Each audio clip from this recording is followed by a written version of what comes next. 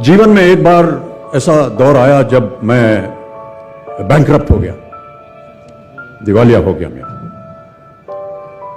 मेरी बनाई हुई कंपनी घाटे में चली गई, करोड़ों का कर्जा चढ़ गया, मेरा व्यक्तिगत बैंक बैलेंस जीरो यानी शून्य हो गया।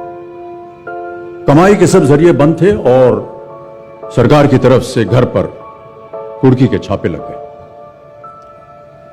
ये बात धीरूभाई को पता चली। बिना किसी से पूछे या जाने उन्होंने अपने छोटे बेटे और मेरे मित्र अनिल से कहा, इसका बुरा वक्त है, इसे कुछ पैसे दे दो। अनिल ने मुझे आकर ये बताया, देखो सज्जनों, जितना वो देना चाह रहे थे उससे मेरी सारी दुविधा और परेशानियां खत्म हो जाती। उनकी उदारता पर मैं भावुक हुआ, लेकिन मुझे लगा कि मैं उनकी उदारता को स्वीकार न कर पाऊंगा। ईश्वर की कृपा रही और कुछ संकट के दिनों के बाद समा बदला, काम मिलना शुरू हुआ और धीरे धीरे मैं अपने सारे कर्जे उतार पाया। एक शाम धीरूभाई के निवास स्थान से इवेंट पर एक दावत के अवसर पर मुझे भी आमंत्रित किया गया।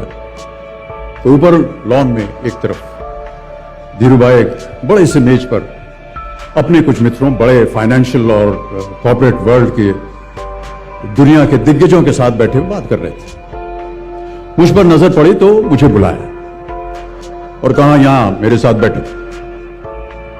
मुझे बड़ा अजीब लगा, मैंने क्षमा मांगी और कहा, मैं उधर अपने मित्रों के साथ बैठा हूं, वहीं ठीक हूं। उन्होंने जिद की और बैठा लिया मुझे। फिर अपनी उस दिग्गजों की महफिल में उन्होंने कहा, यह लड़का गिर गया था लेकिन अपने बल पर फिर खड़ा हो गया, मैं इसकी इज्जत करता हूं।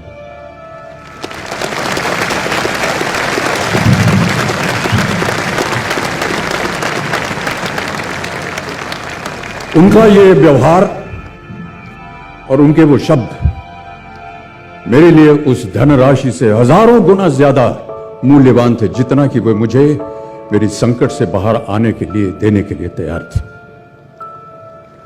कर्मयोगी थे वो। कहते थे, ईश्वर ने हमें दो मार्ग दिए हैं उन तक पहुंचने के लिए, एक भक्ति और ध्यान का और दूसरा कर्म और ज्ञान का। मैं दूसरे मार्ग पर चलने वाला इंसान हूं। कर्म को धर्म मानता हूं और ज्ञान को ही ईश्वर।